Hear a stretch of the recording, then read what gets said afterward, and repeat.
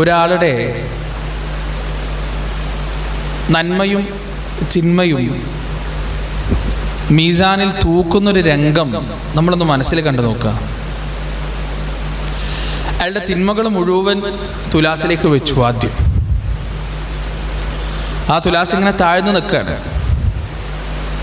ഇപ്പുറത്തെ തുലാസിൽ വെക്കാനുള്ളത് അയാളുടെ നന്മകളാണ്.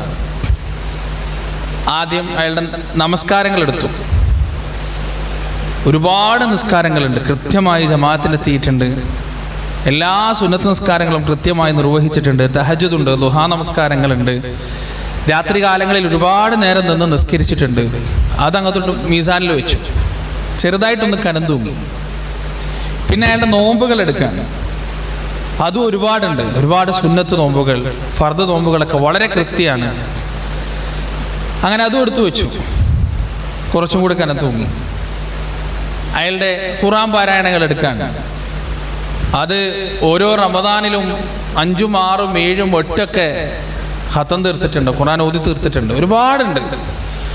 അതും എടുത്ത് മീസാനിൽ വെച്ചു. പിന്നെയും കനം തൂങ്ങി. അയാളുടെ അദ്കാറുകൾ എടുത്തു, അയാളുടെ ദാനധർമ്മങ്ങൾ എടുത്തു, എല്ലാം എടുത്തു മീസാനിൽ വെച്ചപ്പോൾ അവസാനം അതെന്ത് ചെയ്തു? കനം തൂങ്ങി. അയാൾ അൽഹംദുലില്ലാഹ് രക്ഷപ്പെട്ടു. സംതൃപ്തമായൊരു ജീവിതത്തിലേക്ക് അയാൾ പോയി. വേറൊരാൾ വരികയാണ്. അയാളുടെ തിന്മയും ഒരു തുലാസിൽ കൊണ്ട് എടുത്തു വെച്ചു. ഇനി നന്മകളാണ് വെക്കേണ്ടത്. നമസ്കാരത്തിൻ്റെ ഏടുകൾ തുറന്നു. വളരെ കുറവാണ് നിസ്കാരം. ഫർദ് നിസ്കാരങ്ങളൊക്കെ കൃത്യമാണ്, പക്ഷേ സുന്നത്ത് നിസ്കാരം വല്ലാതൊന്നുമില്ല. ദുഹാ നമസ്കാരമില്ല. തഹജ്ജുദൊക്കെ എപ്പോഴെങ്കിലൊക്കെ നിസ്കരിച്ചിട്ടുണ്ട്. പക്ഷെ ഫർദായ നിസ്കാരങ്ങളൊക്കെ എന്താണ്? കൃത്യമാണ്. അതങ്ങോട്ട് എടുത്തു വെച്ചു. മീസാൻ അനങ്ങിയില്ല. പിന്നെ അയാളുടെ നോമ്പുകളാണ്. നോമ്പുകൾ, ഫർദ് നോമ്പുകളൊക്കെ കൃത്യമാണ്, പക്ഷെ സുന്നത്ത് നോമ്പുകളൊക്കെ വളരെ കുറവാണ്, എപ്പോഴെങ്കിലൊക്കെ എടുത്തിട്ടുള്ളൂ. അങ്ങനെ അതും വെച്ചു. മീസാൻ അനങ്ങിയില്ല. പിന്നെ ഖുർആൻ പാരായണങ്ങൾ എടുക്കുകയാണ്. ഖുർആൻ പാരായണങ്ങൾ ഓതിയിട്ടുണ്ട്, പക്ഷേ ഈ തൊട്ട് മുമ്പ് കഴിഞ്ഞു പോയ ആളെ പോലെ ഒരുപാട് ഖത്തൊന്നും ഓതി തീർത്തിട്ടൊന്നുമില്ല. അത്യാവശ്യമൊക്കെ ജീവിതത്തിൽ ഓതിയിട്ടുണ്ട്. അയാൾക്ക് പറ്റുന്ന അതൊക്കെ ഓതിയിട്ടുണ്ട്. അതും എടുത്തു വെച്ചു. മീസാൻ അനങ്ങിയില്ല. അയാളുടെ സ്വതക്കകൾ എടുത്തു വെച്ചു, അദ്കാറുകൾ എടുത്തു വെച്ചു. മീസാൻ അങ്ങനെ തന്നെ കിടക്കുകയാണ്. കാരണം ഈ പറഞ്ഞ അമലുകളൊക്കെ വളരെ കുറവാണ്. പിന്നെ ഒരു സാധനം എടുക്കുകയാണ്. അതെടുത്തിട്ട് നന്മയുടെ തുലാസിലേക്ക് വെച്ചപ്പോൾ അതങ്ങനെ തന്നെ കനം തൂങ്ങി. മറ്റു നന്മകളൊക്കെ അയാൾക്ക് കുറവാണ്, പക്ഷേ ഇതെടുത്തിട്ട് തുലാസിലേക്ക് വെച്ചപ്പോൾ അയാളുടെ നന്മയുടെ തുലാസ് അങ്ങനെ തന്നെ കനം തൂങ്ങിക്കളഞ്ഞു. എന്തായിരിക്കും ആ നന്മ? റസൂലുള്ളാഹി സ്വല്ലല്ലാഹു അലൈഹി വസല്ലമ പഠിപ്പിച്ചു തന്നൊരു നന്മയാണ്. അതാണ് ഹുസ്നുൽ ഖുൽഖ്, സൽസ്വഭാവം.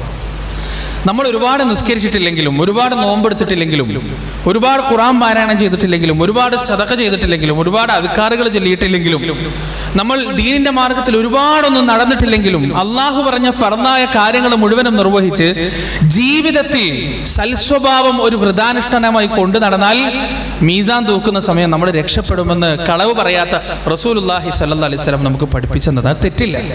അത് ഏറ്റവും വലിയ ഒരു മുസ്ലിമിന്റെ ഏറ്റവും വലിയ ക്വാളിറ്റിയാണത്, സൽസ്വഭാവം എന്ന് പറയുന്നത്.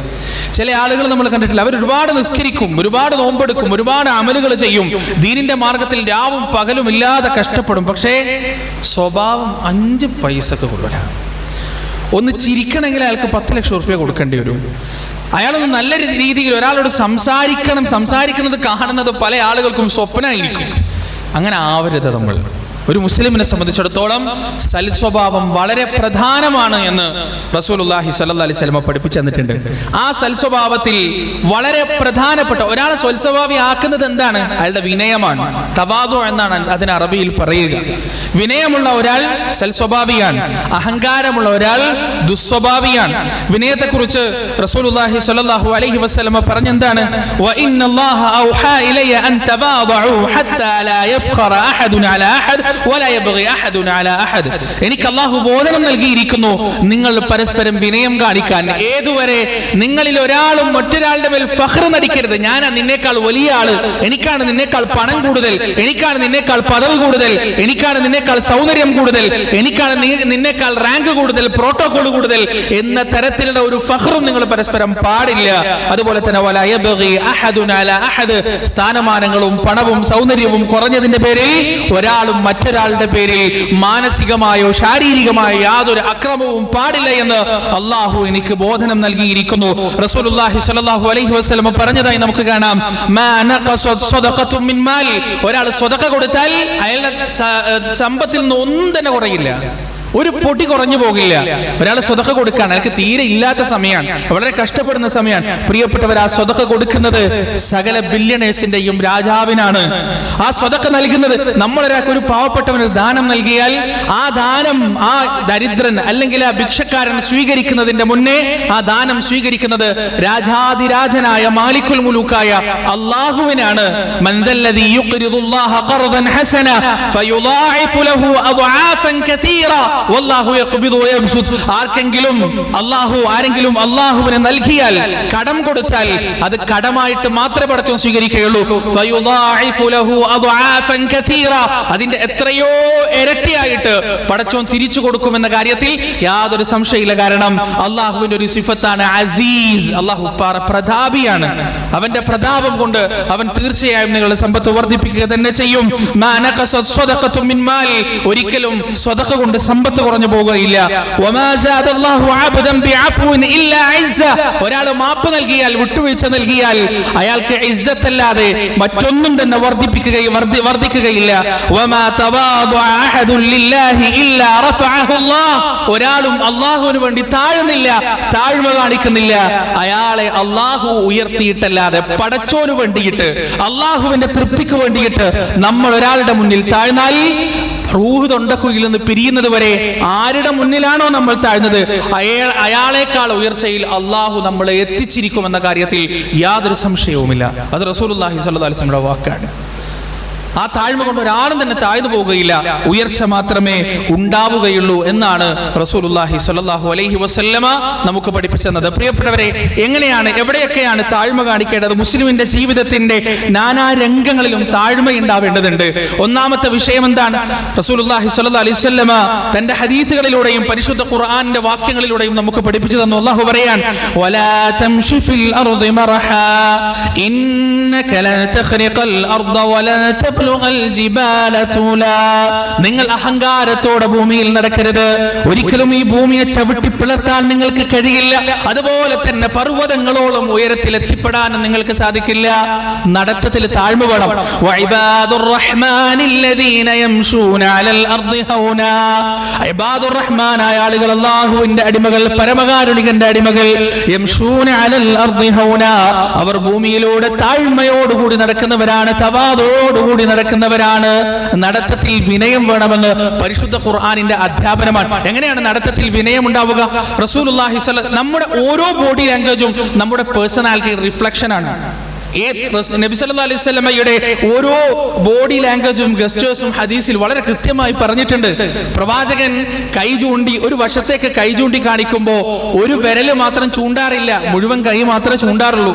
പ്രവാചകൻ നടന്നു പോകുമ്പോൾ ഒരാൾ പിറകിൽ നിന്ന് റസൂലിനെ വിളിച്ചാൽ നബി സല്ലല്ലാഹു അലൈഹി വസല്ലം ഒരിക്കലും എന്ത് ചെയ്യില്ല, തല തിരിച്ചു നോക്കില്ല, ശരീരം മുഴുവനും തിരിച്ചിട്ട് മാത്രമേ നോക്കുള്ളൂ. അതുപോലെ തന്നെ പ്രവാചകൻ നടക്കുമ്പോൾ ഒരു സദസ്സിലേക്ക് നടന്നു വന്നാൽ മറ്റാരും ആ നടന്നു വരവിനെ കുറിച്ച് അറിയാൻ അത്രക്ക് സൗമ്യമായിട്ടേ റസൂലുള്ളാഹി സ്വല്ലല്ലാഹു അലൈഹി വസല്ലമ നടന്നു വരാറുള്ളൂ എന്നാണ്. ചില ആളുകളുടെ നടത്തം കണ്ടാൽ നമുക്കറിയാൻ പറ്റും അയാളുടെ പേഴ്സണാലിറ്റി എന്താണെന്ന്. ശരിക്ക് പരിശീലനം ലഭിച്ച ഒരു മനഃശാസ്ത്രജ്ഞന് ഒരാൾ നടക്കുന്നത് കണ്ടാൽ അയാൾ അഹങ്കാരിയാണോ, അയാൾ താഴ്മയുള്ളവനാണോ, അയാൾ അഗ്രസീവ് ആണോ, അയാൾ അഡ്ജസ്റ്റബിൾ ആണോ എന്നൊക്കെ വളരെ കൃത്യമായി മനസ്സിലാക്കാൻ പറ്റും.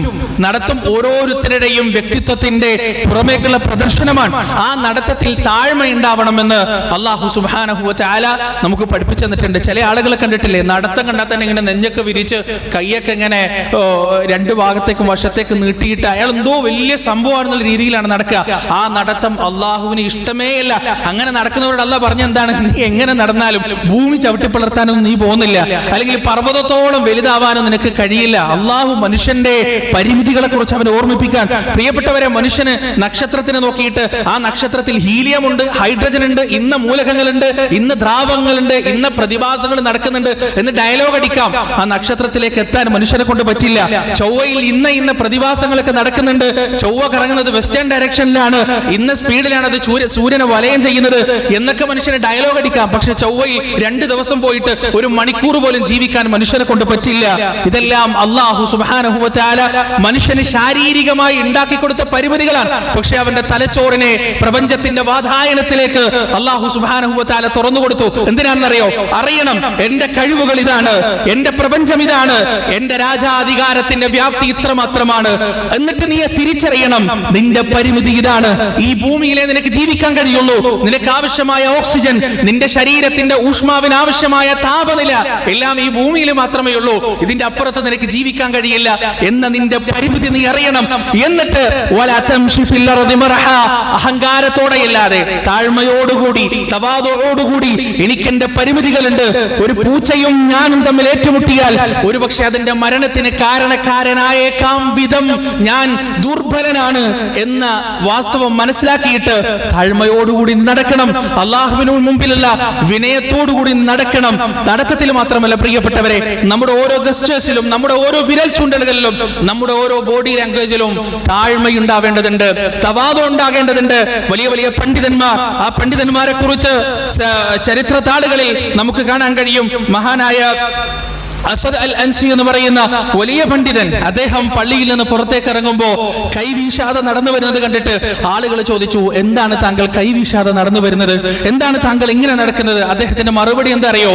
ഞാൻ പേടിക്കുന്നു, കൈയൊക്കെ ഞാൻ ഇങ്ങനെ വീശി നടക്കുമ്പോൾ അതെങ്ങാനും അഹങ്കാരത്തിൽ പെട്ടുപോകുമോ? കൈവീശി നടക്കുന്നത് അഹങ്കാരമാണ് എന്നല്ല, അത്രത്തോളം വലിയ പണ്ഡിതന്മാർ അവർക്ക് ഇൽമ ലഭിച്ചപ്പോ, അറിവ് ലഭിച്ചപ്പോ അവരത്തരത്തിൽ സൂക്ഷിച്ചിരുന്നു എന്ന് നാം മനസ്സിലാക്കേണ്ടതുണ്ട്. പ്രിയപ്പെട്ടവരെ, നടത്തത്തിൽ താഴ്മയുണ്ടാവണം, ഭവ്യതയോടുകൂടി നടക്കണം. നമ്മുടെ നടത്തം കാണുമ്പോൾ ഓന്റെ അടുത്തേക്ക് പോയ പൊള്ളും എന്ന തോന്നൽ മറ്റുള്ളവർക്ക് ഇല്ലാത്ത വിധത്തിൽ നടക്കാൻ നമ്മൾ തയ്യാറാവണം. അതുപോലെ തന്നെ രണ്ടാമത്തെ വിഷയം, താഴ്മയുണ്ടാവേണ്ട രണ്ടാമത്തെ വിഷയം എന്താണ്? വസ്ത്രധാരണത്തിലാണ്. ഫഖ്ർ കാണിക്കുന്ന പ്രധാനപ്പെട്ട മാർഗമാണ് വസ്ത്രധാരണം. ഭക്ഷണം കഴിച്ചിട്ട് ഒരാൾക്ക് ഫഖ്ർ കാണിക്കാൻ പറ്റുന്നതിന് പരിധിയുണ്ട്, പക്ഷെ വസ്ത്രത്തിലൂടെയാണ് ഫഖ്ർ കാണിക്കാൻ പറ്റുക. പ്രിയപ്പെട്ടവരെ, നമ്മളൊരു ഡ്രസ്സ് വാങ്ങിക്കുമ്പോൾ എന്തിനാണ് പൈസ കൊടുക്കേണ്ടത്? ആ ഡ്രസ്സിന്റെ മെറ്റീരിയലിന്റെ ക്വാളിറ്റിക്കാണ്, അല്ലാതെ ആ വസ്ത്രത്തിന്റെ മുകളിലുള്ള സിംബൽസിനല്ല, ആ വസ്ത്രത്തിന്റെ മുകളിലുള്ള അടയാളങ്ങൾക്കല്ല. അതിനാണ് ആയിരക്കണക്കിന് രൂപകൾ സാധാരണഗതിയിൽ ആളുകൾ ചിലവാക്കുക. അത് ഹറാമാണ് എന്നല്ല. ഒരാള് അലൻസോണിയുടെയും അതുപോലെ വലിയ വലിയ ബ്രാൻഡുകളുടെ ഡ്രസ്സുകൾ വാങ്ങി ധരിക്കുന്നത് ഹറാമാണ് എന്നല്ല പറയുന്നത്, പക്ഷേ അത് വിനയത്തിനെതിരാണ്. അത് വിനയത്തിന് ചേരുന്ന ഒരു വസ്ത്രധാരണ രീതിയല്ല. നമ്മളൊരു വസ്ത്രം ധരിക്കുമ്പോൾ നല്ല വിലപിടിപ്പുള്ള വസ്ത്രം നമുക്ക് ധരിക്കാം. എന്തടിസ്ഥാനത്തിൽ? ആ വസ്ത്രം, ആ തുണി നല്ലതാണ്, എനിക്ക് ഇട്ടാൽ നല്ല കംഫർട്ടബിൾ ആണ്, അതുപോലെ തന്നെ അത് ഒരുപാട് നാള് ലാസ്റ്റ് ചെയ്യും എന്നൊക്കെയുള്ള ഉപാധികൾ വെച്ച് നമുക്ക് വസ്ത്രത്തിന് കൂടുതൽ പണം നൽകുന്നതിന് കുഴപ്പമില്ല, നമുക്ക് അല്ലാഹു നൽകിയ റിസ്ക് അനുസരിച്ച്. പക്ഷേ ഒരാൾ ഫഖ്ർ കാണിക്കാൻ വേണ്ടിയിട്ട്, ഞാൻ വലിയ ആളാണ്, ഭയങ്കര സംഭവമാണ് എന്നൊക്കെ കാണിക്കാൻ വേണ്ടിയിട്ട് ഒരാൾ പണം ചെലവാക്കുമ്പോൾ പ്രിയപ്പെട്ടവരെ, അത് ഫഖ്റിൽ പെട്ടതാണ്, അത് വിനയത്തിൽ പെട്ടതല്ല എന്ന് റസൂലുള്ളാഹി സ്വല്ലല്ലാഹു അലൈഹി വസല്ലമയുടെ ഹദീസുകളിൽ നമുക്ക് കാണാൻ കഴിയും. സമിഅതു ഇൻസാനൻ, അബൂബക്കർ റളിയല്ലാഹു അൻഹു പറയുന്നു, ഒരു മനുഷ്യനെ കുറിച്ച് കേട്ടു. എന്താണ്? യുഹദ്ദിസു അൻ അബി അന്നഹു കാന വാഖിഫൻ ബിഅറഫ അൻ ഖുസിഫ ബിഹി ഫഹുവ യതജൽജലു ഫിൽ അർദി ഇലാ യൗമിൽ ഖിയാമ ബൈനമാ റജുലു യജുറു ഇസാറതു മിൻ ഖുയല. അഹങ്കാരത്തോടെ അയാൾ എന്ത് ചെയ്തു? വസ്ത്രം ധരിച്ചു നടന്നു. നല്ല ആഢ്യത്വമുള്ള വസ്ത്രം ധരിച്ചിട്ട് അയാൾ ഇങ്ങനെ അഹങ്കാരത്തോടെ നടക്കാണ്. എന്താ സംഭവിച്ചത്? ഖുസിഫ ബിഹി, അല്ലാഹു സുബ്ഹാനഹു വ തആല ഭൂമിയിലേക്ക് ആഴ്ത്തിക്കളഞ്ഞു. എന്നിട്ട് എന്ത് സംഭവിക്കുന്നു? ഇന്നും അയാൾ ആ ഭൂമിയിലേക്ക് ആണ്ടുകൊണ്ടേയിരിക്കാൻ. അയാൾക്ക് അല്ലാഹു നിശ്ചയിച്ചു കൊടുത്ത ശിക്ഷ ഏതാണ്? ആ ഭൂമിയിലേക്ക് അയാൾ ഇങ്ങനെ ആണ്ടുകൊണ്ടേയിരിക്കാണ്. സുബ്ഹാനല്ലാഹ്, അത്രയും ഭയാനകമായ ശിക്ഷ ആ മനുഷ്യൻ അല്ലാഹു നൽകിയതാണ്. ഏത് രീതിയിലുള്ള വസ്ത്രമാണ് മുസ്ലിങ്ങൾ തിരഞ്ഞെടുക്കേണ്ടത്? വലിബാസു തഖ്വ, തഖ്വയുടെ വസ്ത്രമാണ്, ഔറത്ത് മറയുന്ന വസ്ത്രമാണ്, താഴ്മയുടെ വസ്ത്രമാണ്. അഹങ്കാരത്തിന്റെ വസ്ത്രം എന്ന് പറയുന്നത് പ്രത്യേകം ശ്രദ്ധ പിടിച്ചു പറ്റുന്ന വസ്ത്രങ്ങൾ ഒരുവിധമെല്ലാം അഹങ്കാരത്തിന്റെ വസ്ത്രമാണ്. ഏത് രീതിയിലുള്ള വസ്ത്രമാണ് നാം സ്വീകരിക്കേണ്ടത്? എല്ലാ പ്രവാചകന്മാരും സ്വീകരിച്ചത് ആ നാട്ടിലുള്ള സാധാരണക്കാരന്റെ വേഷം എന്താണോ ആ വേഷമാണ് എല്ലാ പ്രവാചകന്മാരും സ്വീകരിച്ചത്. ഒരു പ്രവാചകനും നുബുവത്ത് കിട്ടിയതിനു ശേഷം പ്രത്യേക വസ്ത്രം അണിഞ്ഞിട്ടില്ല. ഒരു പ്രവാചകന്മാർ അണിഞ്ഞതായി നമുക്ക് കാണാൻ പറ്റില്ല. ഒരു പ്രത്യേക കാറ്റഗറിയിൽ കുറച്ച് ഇൽമുള്ള ആളാണ്, ഭയങ്കര തഖ്വയുള്ള ആളാണ്, ഭക്തിയുള്ള ആളാണ് എന്നൊക്കെ തോന്നിപ്പിക്കുന്ന റിയാ വരുന്ന തരത്തിലുള്ള വസ്ത്രം ധരിക്കൽ പ്രിയപ്പെട്ടവരെ നമ്മുടെ ദീനിനെ യോജിച്ചതല്ല. നമ്മുടെ നാട്ടിലുള്ള സാധാരണഗതിയിലെ വസ്ത്രം എന്താണോ ഏതുവരെ ആ വസ്ത്രം ഇസ്ലാമിക രീതിക്ക് എതിരാകുന്നതുവരെ, ഇസ്ലാമിക പ്രമാണങ്ങൾക്ക് എതിരാകുന്നതുവരെ ആ വസ്ത്രധാരണ രീതിയാണ് ഏറ്റവും അഭികാമ്യമായ വസ്ത്രധാരണ രീതി. അല്ലാതെ ആളുകളുടെ കൂട്ടത്തിൽ പോകുമ്പോൾ ഇവരെന്തോ വലിയ സംഭവമാണല്ലോ, ഇവരെന്തോ വലിയ മശായിഖാണല്ലോ, ഇവൻ വലിയ പണക്കാരനാണല്ലോ, ഭയങ്കര സംഭവമാണല്ലോ, ഓൻ ഇട്ടിരിക്കുന്ന ഡ്രസ്സിന്റെ ക്വാളിറ്റി നോക്ക്, അതിന്റെ ബ്രാൻഡ് നോക്ക്, ഓന്റെ ചെരുപ്പിന്റെ ഇതൊരിക്കലും പ്രിയപ്പെട്ടവർ ഒരു മുസ്ലിമിന് യോജിച്ച രീതിയല്ല എന്ന് ഹദീസുകളിൽ വളരെ കൃത്യമായി നമുക്ക് മനസ്സിലാക്കാൻ കഴിയും. അതുകൊണ്ട് വസ്ത്രധാരണം പിശാച് ഒരുപാട് ആളുകളുടെ ദീന് നശിപ്പിക്കുന്ന ഒരു മേഖലയാണെന്ന് നാം മനസ്സിലാക്കുക. അവിടെ പൂർണ്ണമായും വിനയം കൈവരിക്കാൻ നാം തയ്യാറാകണം. വിനയത്തോടുകൂടിയുള്ള വസ്ത്രം മാത്രം നാം തിരഞ്ഞെടുക്കേണ്ടതുണ്ട്. മൂന്നാമതായി ഒരു മുസ്ലിം സ്വീകരിക്കേണ്ട, മുസ്ലിം വിനയത്തോടുകൂടി പെരുമാറേണ്ടത് അവന്റെ വായ തുറക്കുമ്പോഴാണ്. അവന്റെ വായ തുറക്കുമ്പോഴാണ്. പണ്ഡിതന്മാർ പറയുന്നതായി നമുക്ക് കാണാം, ഹൃദയം എന്താണ്? ഹൃദയം രഹസ്യങ്ങളുടെ കലവറയാണ്. ആ രഹസ്യങ്ങളുടെ കലവറയിൽ നിന്നുള്ള വാതിലാണ് വായ. ആ വായയുടെ താക്കോലാണ് നാവ്. അതുകൊണ്ട് നാവിനെ ചലിപ്പിക്കുമ്പോൾ നീ സൂക്ഷിച്ചാൽ നിനക്ക് ജീവിതത്തിൽ ദുഃഖിക്കേണ്ടി വരില്ല എന്ന് പണ്ഡിതന്മാർ പറഞ്ഞതായി നമുക്ക് കാണാൻ കഴിയും. പ്രിയപ്പെട്ടവരെ, ചില ആളുകളുടെ നാവ് വല്ലാത്ത പ്രശ്നമാണ്. അയാൾ എന്താണ് പറയാ? ഞാൻ ഉള്ളതുപോലെ മുഖത്തോക്കി പറയും, എനിക്കാരും പേടിയൊന്നുമില്ല. ചില ആളുകൾ പറയുന്നത് ഇട്ടിട്ടില്ലേ, ഉള്ളത് പറയണേ എന്തിനാ പേടി? അങ്ങനെയല്ല. ആ ഒരു രീതി റസൂലുള്ളാഹി സ്വല്ലല്ലാഹു അലൈഹി വസല്ലം നമുക്ക് പഠിപ്പിച്ചു തന്നിട്ടില്ല പ്രിയപ്പെട്ടവരെ. ഉള്ളതുപോലെ എല്ലാവരും മുഖത്തോക്കിട്ടൊന്നും പറയാൻ പറ്റൂല, അത് മോശമാണ്. ചില കാര്യങ്ങൾ ഭവ്യമായും ഹിക്മത്തോടും കൂടി മാത്രമേ പറയാൻ പറ്റുള്ളൂ. ചില ആളുകളുടെ നാവ് കൊണ്ട് എത്ര ആളുകൾക്കാണ് മുറിവേൽപ്പിക്കുന്നത്, എത്ര ആളുകളാണ് സങ്കടപ്പെടുന്നത്. ഒരിക്കലും ആ ഒരു സ്വഭാവം ഒരു മുസ്ലിമിന് ഉണ്ടാവാനേ പാടില്ല. മഹാനായ അനസ് റളിയല്ലാഹു അൻഹു റസൂലുള്ളാഹി സ്വല്ലല്ലാഹു അലൈഹി വസല്ലമയോട് കുറിച്ച് പറഞ്ഞെന്താണ്? 10 കൊല്ലം ഞാൻ റസൂലുള്ളാഹിന്റെ ഖാദിമായിട്ട് ജോലി ചെയ്തിട്ടുണ്ട്. 10 കൊല്ലം ഒരു വട്ടം പോലും മനസ്സേ നീ എന്തുകൊണ്ട് ഇത് ചെയ്തിട്ടില്ല എന്ന് പറഞ്ഞ് എന്നെ പ്രവാചകൻ വിമർശിച്ചിട്ടില്ല. അതായിരിക്കണം ശരിക്കും ഒരു മനുഷ്യന്റെ യഥാർത്ഥ ആറ്റിറ്റ്യൂഡ്. എവിടെയാണ് മനസ്സിലാവുന്നറിയോ? അയാളുടെ തൊഴിലാളികളോട്, അയാളുടെ കീഴിലുള്ള ആളുകളോടുള്ള പെരുമാറ്റം നോക്കിയിട്ടാണ്. പല ആളുകളും തന്റെ കീഴിലുള്ള സ്റ്റാഫിനോടും അതുപോലെ തൊഴിലാളികളോടും ഒക്കെ പെരുമാറുന്നത് കേട്ടാൽ ശരിക്കും സങ്കടം തോന്നിപ്പോ. വളരെ മോശമായിട്ട്, വളരെ പരുക്കനായിട്ട്. റസൂലുള്ളാഹിന്റെ രീതിയല്ല അത്, അഹങ്കാരത്തിന്റെ രീതിയാണ്. ഒരിക്കലും അത് ഉണ്ടാവരുത്. നമ്മുടെ കീഴിൽ ജോലി ചെയ്യുന്നവരായാലും നമ്മുടെ കീഴിലുള്ള ആളായാലും അയാളോട് നാം പെരുമാറുമ്പോൾ കൃത്യമായ വിനയം ഉണ്ടാക്കേണ്ടതുണ്ട്. കാരണം ഒരുപക്ഷെ അള്ളാഹുവിന്റെ സവിധത്തിൽ നമ്മളെക്കാൾ സ്ഥാനം ആ മനുഷ്യനുണ്ടാകും എന്ന വസ്തുത നമ്മൾ തിരിച്ചറിഞ്ഞിട്ട് വേണം ആ മനുഷ്യനോട് നമ്മൾ പെരുമാറാൻ. നമ്മുടെ കുടുംബത്തോട് സംസാരിക്കുമ്പോഴായാലും ആരോട് സംസാരിക്കുമ്പോഴായാലും അവരുടെ മനസ്സിന് മുറിവേൽപ്പിക്കുന്ന തരത്തിലുള്ള സംസാരം നമ്മുടെ ഭാഗത്തുനിന്ന് ഉണ്ടാവാൻ പാടില്ല. ഞാൻ എന്തോ വലിയ സംഭവമാണ്, എനിക്ക് എവിടെയും കയറി എന്തും ചോദ്യം ചെയ്യാനുള്ള അധികാരവും അഹംഭാവവും ഉണ്ട് എന്ന ഭാവം ഒരു മുസ്ലിമിന് ഒരിക്കലും പാടില്ല. പ്രിയപ്പെട്ടവരെ, നമ്മുടെ നാവ് കൊണ്ട് ഒരാൾക്ക് മുറിവേൽക്കാൻ പാടില്ല. റസൂലുള്ളാഹി സ്വല്ലല്ലാഹു അലൈഹി വസല്ലം പറഞ്ഞു, മൻ കാന യുഅ്മിനു ബില്ലാഹി വൽ യൗമിൽ ആഖിർ ഫല്യഖുൻ ഖൈറൻ ഔ ലിയസ്മുത്. ആരെങ്കിലും അല്ലാഹുവിലും അന്ത്യദിനത്തിലും വിശ്വസിക്കുന്നുണ്ടെങ്കിൽ അവൻ നല്ലത് പറയട്ടെ, അല്ലെങ്കിൽ അവൻ മിണ്ടാതിരിക്കട്ടെ. സംസാരത്തിൽ വിനയം ഉണ്ടാകേണ്ടതുണ്ട്, സംസാരത്തിൽ താഴ്മ ഉണ്ടാകേണ്ടതുണ്ട്. നമ്മൾ ഒരാളുടെ ഒരു തെറ്റ് തിരുത്താൻ പോവുകയാണെങ്കിലും അത് ഏത് ആളുകളോടാവട്ടെ, എത്ര വലിയ ഖുറാഫാത്ത് ചെയ്യുന്നവരായാലും, എത്ര വലിയ ബിദ്അത്ത് ചെയ്യുന്നവരായാലും, എത്ര വലിയ ശിർക്ക് ചെയ്യുന്നവരായാലും, എത്ര വലിയ അതിക്രമം ചെയ്യുന്നവരായാലും അവരോട് പറയുന്നതിന് ഒരു രീതിയുണ്ട്, അവരോട് സംസാരിക്കുന്നതിന് ഒരു രീതിയുണ്ട്. അല്ലാണ്ട് നീയൊക്കെ എന്ത് പൊട്ടനാടാ, നീയൊക്കെ എന്ത് മണ്ടന എന്ന് പറഞ്ഞ് സംസാരിക്കാൻ പടച്ചോ നമുക്ക് റൈറ്റ് തന്നിട്ടില്ല. സംസാരത്തിൽ വിനയം ഉണ്ടാകേണ്ടതുണ്ട്. വിനയത്തോടുകൂടി മാത്രമേ സംസാരിക്കാൻ നമുക്ക് അർഹതയുള്ളൂ. റസൂലുള്ളാഹി സ്വല്ലല്ലാഹു അലൈഹി വസല്ലം പറഞ്ഞതായി നമുക്ക് കാണാം, ഇന്നൽ അബ്ദ ലയഅതി യൗമൽ ഖിയാമത്തി ബിഹസനാത്തിൻ അംസാലിൽ ജിബാൽ. ഒരു അടിമ മാശറയിലേക്ക് വരും, പർവ്വതങ്ങളോളം നന്മയുമായിട്ടാണ് മാശറയിലേക്ക് വരിക. ഫയജിദു ലിസാനഹു ഖദ് ഹദമഹാ അലൈഹി കുല്ലഹാ. അങ്ങനെ ആ പർവ്വത സമാനമായ അമലുകൾ മുഴുവൻ അവന്റെ നാവുകൾ തകർത്ത് തകർത്ത് തകർത്ത് തകർത്ത് കളയുന്നതായി അവന് കാണാൻ കഴിയും. നാവ് കൊണ്ട് നമ്മുടെ അമലുകൾ നഷ്ടപ്പെടും. അതുകൊണ്ട് പ്രിയപ്പെട്ടവരെ, വിനയത്തോടുകൂടി മാത്രം സംസാരിക്കുക. ആളുകളുടെ മനസ്സിന് മുറിവേൽപ്പിക്കുന്ന തരത്തിൽ ഒരിക്കലും നമ്മുടെ ഭാഗത്ത് നിന്ന് സംസാരം ഉണ്ടാവരുത് എന്നാണ് റസൂലുള്ളാഹി സ്വല്ലല്ലാഹു അലൈഹി വസല്ലമ നമുക്ക് പഠിപ്പിച്ചു തന്നത്. നാലാമത്തത് നിലപാടുകളിലുള്ള വിനയമാണ്. എന്താണ് നിലപാടുകളിലുള്ള വിനയം? റസൂലുള്ളാഹി സ്വല്ലല്ലാഹു അലൈഹി വസല്ലമ പറഞ്ഞു, ലാ യദ്ഖുലുൽ ജന്നത മൻ കാന ഫീ ഖൽബിഹി മിസ്ഖാല ദർറത്തിൻ മിനൽ കിബർ. ഒരാൾ സ്വർഗ്ഗത്തിൽ കടക്കുകയില്ല അയാളുടെ ഹൃദയത്തിൽ അണുമണു തൂക്കമോളം കിബർ ഉണ്ടെങ്കിൽ അയാൾ ഒരിക്കലും സ്വർഗ്ഗത്തിൽ കടക്കുകയില്ല. എന്നിട്ട് അദ്ദേഹം പറയാണ്, ഇന്നർ റജുല യുഹിബ്ബു അൻ യകൂന തൗബുഹു ഹസന വനഅലുഹു ഹസന. ഒരാൾ അയാളുടെ വസ്ത്രം നന്നാക്കാൻ തീരുമാനിച്ചു, അയാളുടെ ചെരുപ്പ് നന്നാക്കാൻ തീരുമാനിച്ചു. അതെന്തല്ല? അഹങ്കാരമല്ല, ഫഖർ തോന്നാത്ത കാര്യത്തോളം. പിന്നെ അഹങ്കാരം എന്താണ്? റസൂലുള്ളാഹി സ്വല്ലല്ലാഹു അലൈഹി വസല്ലം പറയുന്നു, അൽ കിബ്റു ബത്തറുൽ ഹഖ് വഗംതുൻ നാസ്. കിബ്ർ എന്ന് പറഞ്ഞാൽ സത്യത്തെ നിഷേധിക്കലും ആളുകളെ നിന്ദിക്കലുമാണ്, ആളുകളെ പരിഗണിക്കാതിരിക്കലാണ്. ഒരാൾ നമ്മളോട് സംസാരിക്കുമ്പോൾ ആളുകളുടെ പണത്തിന്റെ ബാങ്ക് ബാലൻസിന്റെ ഏറ്റക്കുറച്ചിനനുസരിച്ച് പരിഗണന നൽകുക.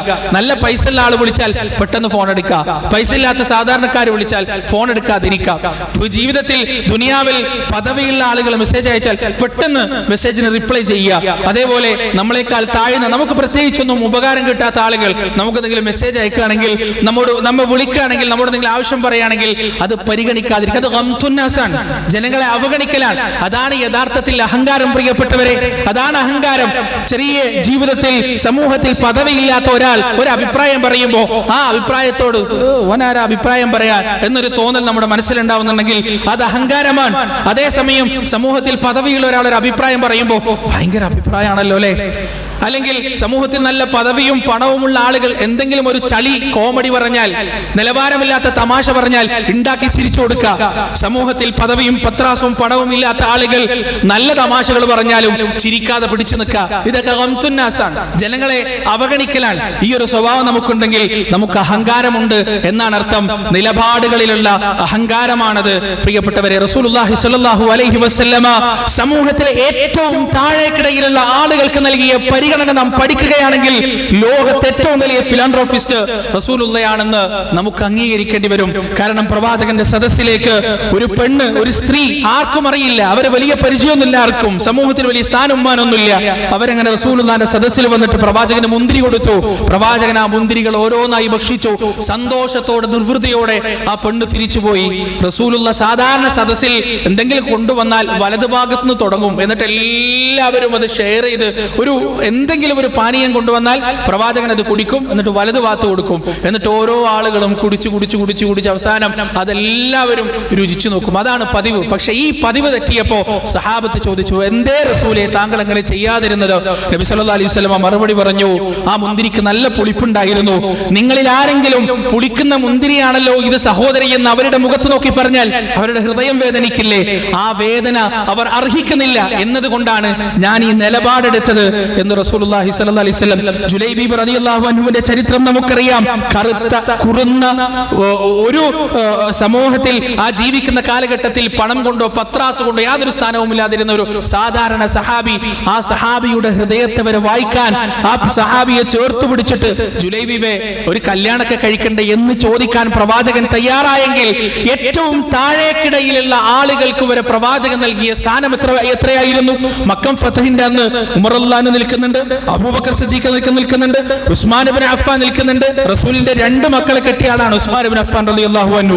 മദീന പള്ളിക്ക് വേണ്ടിയുള്ള സ്ഥലം മുഴുവൻ സ്പോൺസർ ചെയ്ത ആളാണ് ഉസ്മാൻ ഇബ്നു അഫ്ഫാൻ റളിയല്ലാഹു അൻഹു. അവരൊക്കെ അവിടെ നിൽക്കുന്നുണ്ട്. അബ്ദുറഹ്മാൻ ഇബ്നു ഔഫ് റളിയല്ലാഹു അൻഹു നിൽക്കുന്നുണ്ട്. ആ സമയത്ത് അവരൊക്കെ നിൽക്കുന്ന സമയത്ത് നബി സല്ലല്ലാഹു അലൈഹി വസല്ലം ബിലാലിനെ വിളിച്ചിട്ട് കഅബന്റെ മേലെ കയറി ബാങ്ക് കൊടുക്കാൻ പറഞ്ഞപ്പോൾ അവിടെ നിൽക്കുന്ന ആളുകൾ മുഴുവൻ അതിനാഗ്രഹിച്ചിരുന്നു. പക്ഷേ പ്രവാചകൻ അവസരം നൽകിയത് ബിലാൽ റളിയല്ലാഹു അൻഹുവിനാണ്. ആ ഒരു നിലപാട് നമ്മുടെ ജീവിതത്തിൽ ഉണ്ടാവേണ്ടതുണ്ട്, പ്രിയപ്പെട്ടവരെ. അർഹർക്ക് മാത്രം സ്ഥാനമാനങ്ങൾ നൽകുക, പരിഗണന അർഹതയനുസരിച്ച് നൽകുക. പണത്തിന്റെയോ പത്രാസിന്റെയോ അടിസ്ഥാനത്തിൽ ഒരിക്കലും നമ്മുടെ ഭാഗത്തു നിന്ന് പരിഗണനകൾ ഉണ്ടാകരുത്. ആ പരിഗണന എന്ന് പറയുന്നത് ഖിബറാണ് എന്ന് നാം മനസ്സിലാക്കുക. അതുപോലെ തന്നെ നാം സൂക്ഷിക്കേണ്ട മറ്റൊരു കാര്യം, പ്രിയപ്പെട്ടവരെ, അമലുകളുടെയും ഇൽമിന്റെയും കാര്യത്തിൽ വിനയം ഉണ്ടാകേണ്ടതുണ്ട്. നമ്മൾ കാണാറില്ല, ചില ആളുകൾക്ക് തൗഹീദ് കിട്ടിയാൽ, ചില ആളുകൾക്ക് തൗഹീദ് മനസ്സിലായി, ഖുറാഫാത്തുകളെ കുറിച്ചൊക്കെ മനസ്സിലായി, ആ കഴിഞ്ഞാൽ പിന്നെ അവരുടെ നിലപാട് എന്തായിരിക്കും അറിയോ? ഈ ഖുറാഫാത്ത് ചെയ്യുന്ന ആളുകൾ ഒരുതരം പുച്ഛമായിരിക്കും. അത് നമുക്ക് ഉണ്ടാവരുത്, ഒരുതരം പുച്ഛം. എന്തായാലും അയാളുടെ അവസ്ഥ. പ്രിയപ്പെട്ടവരെ, അവരുടെ ജീവിതത്തിന്റെ സാഹചര്യം നിങ്ങൾക്കുണ്ടായിരുന്നെങ്കിൽ ഒരുപക്ഷെ അവരെക്കാൾ കെട്ടുപോകുമായിരുന്നു, നിങ്ങൾ അവരെക്കാൾ നശിച്ചവരാകുമായിരുന്നു നിങ്ങൾ. നിങ്ങൾ രണ്ടുപേരുടെ ജീവിതത്തിന്റെ സാഹചര്യം വ്യത്യസ്തമാണ്. ചില ആളുകൾ കണ്ടിട്ടില്ലേ, സുബഹ് നമസ്കരിക്കാൻ കൃത്യമായിട്ട് വരുന്ന ആളുകൾ സുബഹ് നിസ്കരിക്കാത്ത ആളുകളോട് ഭയങ്കര പുച്ഛായിരിക്കും. മോനൊന്നും സുബഹ് നിസ്കരിക്കൂല, ഒരു വക്ത് നിസ്കരിക്കൂല, പള്ളിയിലും വരൂല, ജമാഅത്തിനും വരൂല, ഇങ്ങനെ ജീവിക്കും. ആ ഒരു നിലപാട് നമ്മൾ ഉണ്ടാവരുത്. ഇൽമും അമലും കുറഞ്ഞ ആളുകളോട് സഹതാപം മാത്രമേ പാടുള്ളൂ. അല്ലാണ്ട് ഞാനൊക്കെ ചെയ്യുന്നുണ്ടല്ലോ, ഞാൻ കൃത്യമായിട്ട് ജമാഅത്തിന് വരുന്നുണ്ട്, എനിക്ക് നല്ല തൗഹീദ് ഉണ്ട്, അതുകൊണ്ട് നീയൊന്നും ഒന്നിനും കൊള്ളൂല എന്ന നിലപാട് നമുക്ക് ഉണ്ടാവരുത് പ്രിയപ്പെട്ടവർ. അതിന് ഇസ്തിഗ്നാ എന്നാണ് പറയാ. നമ്മുടെ അമലുകളെ അത് നശിപ്പിച്ചു കളയും. ഒരാൾ പാപിയായി ജീവിക്കുന്നുണ്ട്, ആ പാപിയായി ജീവിക്കുന്നവരോട് നമുക്ക് പുച്ഛമാണ് ഉണ്ടാകേണ്ടത്. ആ പാപിയായി ജീവിക്കുന്ന മനുഷ്യന്റെ ജീവിത സാഹചര്യങ്ങളിലൂടെയാണ് നീ കടന്നു പോയിരുന്നതെങ്കിൽ ഒരു പക്ഷേ അവനേക്കാൾ കെട്ടുപോകുമായിരുന്നു, നീ അവനേക്കാൾ പാപിയായി നീ മാറുമായിരുന്നു. നിന്റെ ജീവിതത്തിന്റെ സാഹചര്യങ്ങൾ മാറ്റിമറിച്ചു തന്നത് അല്ലാഹുവാണ്. നിനക്ക് ഹിദായത്ത് നൽകിയത് അല്ലാഹുവാണ്. നീ ഇന്ന് ഈ നിലയിൽ 5 വക്ത് നമസ്കരിക്കാനും അല്ലാഹുവിനെ പേടിക്കുവാനുമുള്ള അവസരം നിന്റെ ജീവിതത്തിൽ ഉണ്ടാക്കി തന്നതും അവന്റെ ജീവിതത്തിൽ ഉണ്ടാക്കി കൊടുക്കാതിരുന്നതും അല്ലാഹുവാണ്. അതുകൊണ്ട് അത് മനസ്സിലാക്കേണ്ടതുണ്ട്. ഒരു പാപിയോടും ഒരു നിസ്കരിക്കാത്തവനോടും പുച്ഛം നമ്മുടെ മനസ്സിലുണ്ടാവരുത്. സഹതാപമാണ് ഉണ്ടാവേണ്ടത്. അയാൾ നന്നാവണമെന്ന ഗുണകാംക്ഷയാണ് ഉണ്ടാവേണ്ടത്. ഞാനെല്ലാം ചെയ്യുന്നവനാണ്, ഞാൻ ഭയങ്കര സംഭവമാണ്, ഞാൻ എന്തോ ഒരു പടച്ചോന്റെ സന്നിധിയിൽ ഭയങ്കര സ്ഥാനമുള്ള ആളുകളാണ് എന്നൊക്കെ ചിന്തിച്ചു കഴിഞ്ഞാൽ പ്രിയപ്പെട്ടവരെ, അതിന്റെ പ്രതിഫലനം നമ്മുടെ വാക്കുകളിൽ ഉണ്ടാവും. ചില ആളുകളൊക്കെ അറബി വായിക്കാൻ തുടങ്ങിയാൽ മതി, പിന്നെ പണ്ട് കേട്ടിരുന്ന പല പണ്ഡിതന്മാരോട് അവർക്ക് പുച്ഛായിരിക്കും, നീരസായിരിക്കും. വല്ലാതെ അങ്ങനെയുള്ള ഒരുപാട് ആളുകളുണ്ട്. അതുപോലെ തന്നെ കുറച്ചെന്തെങ്കിലും കിതാബുകൾ വായിച്ചു കഴിഞ്ഞാൽ പിന്നെ ഫത്വകൾ ഇൻസ്റ്റന്റ് ആണ്. എന്ത് ചോദിച്ചാലും മറുപടിയാണ്. അതിന്റെ ഹുക്ം ഇങ്ങനെയാണ്, അതിന്റെ ഫത്വ ഇങ്ങനെയാണ്, അങ്ങനെയാണ്, ഇങ്ങനെയാണെന്ന് തൊട്ട് ഫത്വകളുടെ ഒരു ഹോൾസെയിൽ സപ്ലൈ ആയിരിക്കും. പിന്നെ ഇതൊക്കെ അഹങ്കാരത്തിന്റെ ഭാഗമായിട്ട് ഉണ്ടാവുന്നതാണ് പ്രിയപ്പെട്ടവരെ. ഇൽമിലും അമലിലും ഒരിക്കലും അഹങ്കാരം സംഭവിക്കാൻ പാടില്ല. അഹങ്കാരം സംഭവിച്ചാൽ നമ്മുടെ നമസ്കാരത്തിന്റെ വെയിറ്റ് നഷ്ടപ്പെട്ടു പോകും, നമ്മുടെ ഇൽമിന്റെ വെയിറ്റ് നഷ്ടപ്പെട്ടു പോകും. ആ ഇൽമുൻ നാഫി എന്ന അവസ്ഥയിൽ നിന്ന് ഇൽമുൽ ബാതിൽ എന്ന അവസ്ഥയിലേക്ക് എത്തിപ്പോവും. അല്ലാഹു സുബ്ഹാനഹു വ തആല വിനയാന്വിതരായ മനുഷ്യരുടെ കൂട്ടത്തിൽ നമ്മെ ഏവരെയും ഉൾപ്പെടുത്തുമാറാകട്ടെ. ജീവിതത്തിന്റെ എല്ലാ മേഖലകളിൽ നിന്നും അഹങ്കാരത്തിൽ നിന്നും പൂർണ്ണമായി വിടുതൽ ലഭിക്കുന്ന നല്ല മനുഷ്യരുടെ കൂട്ടത്തിൽ നമ്മെ ഏവരെയും ഉൾപ്പെടുത്തുമാറാകട്ടെ. വനസ്തഗ്ഫിറുല്ലാഹ ലി വലക്കും വഅൻ ജമീഇൽ മുസ്ലിമീന അജ്മഈൻ വനസ്തഗ്ഫിറൂഹു ഇന്നഹു ഹുവൽ ഗഫൂറുർ റഹീം.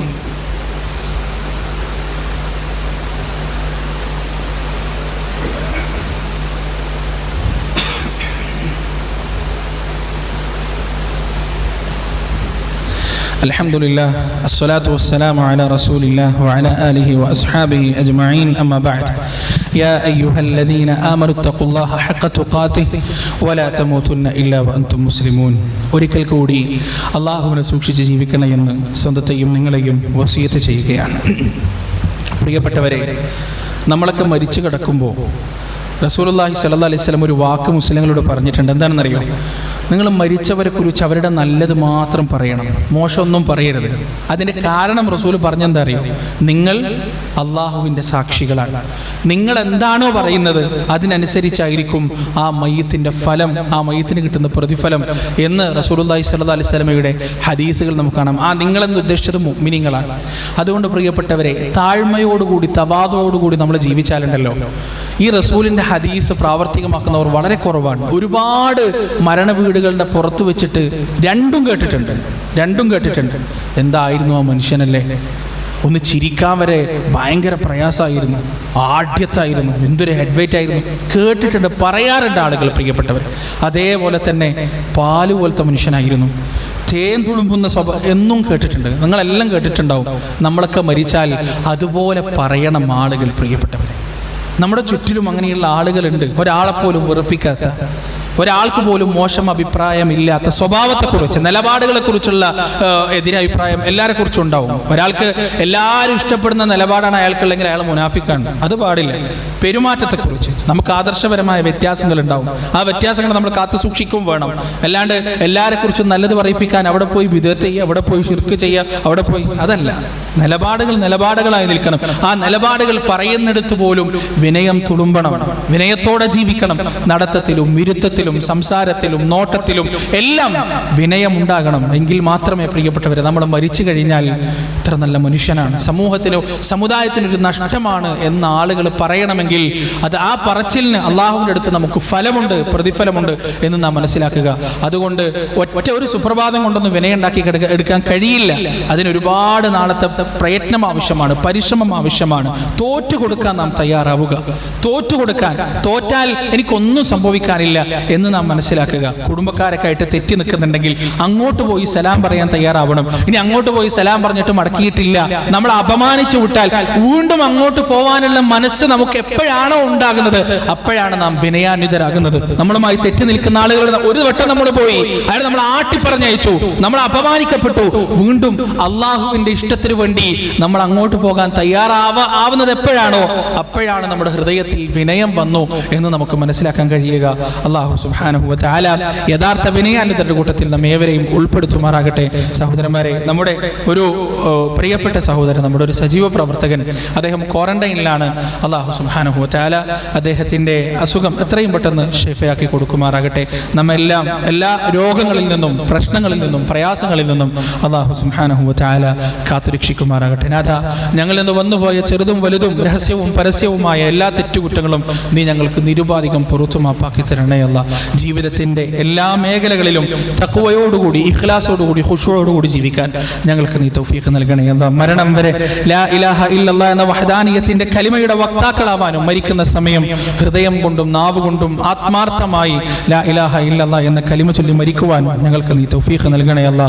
അല്ലാഹുമ്മ ഗ്ഫിർ ലിൽ മുഅ്മിനീന വൽ മുഅ്മിനാത്ത് വൽ മുസ്ലിമീന വൽ മുസ്ലിമാത്ത് അൽ അഹ്യാഇ മിൻഹും വൽ അംവാത്ത് ഇന്നക മുജീബു ദഅവാതി യാ ഖാദിയൽ ഹജാത്ത്. റബ്ബനാ ളലംനാ അൻഫുസനാ വഇൻ ലം തഗ്ഫിർ ലനാ വതർഹംനാ ലനകൂനന്ന മിനൽ ഖാസിരീൻ. റബ്ബനാ ആതിനാ ഫിദ് ദുനിയ ഹസന വഫിൽ ആഖിറതി ഹസനത വഖിനാ അദാബൻ നാർ. റബ്ബനാ തഖബ്ബൽ മിന്നാ ഇന്നക അൻതസ് സമീഉൽ അലീം വതുബ് അലൈനാ ഇന്നക അൻത തവ്വാബുർ റഹീം. വസല്ലല്ലാഹു അലാ നബിയിനാ മുഹമ്മദ് വഅലാ ആലിഹി വഅസ്ഹാബിഹി വമൻ തബിഅഹും ബിഇഹ്സാനിൻ ഇലാ യൗമിദ്ദീൻ.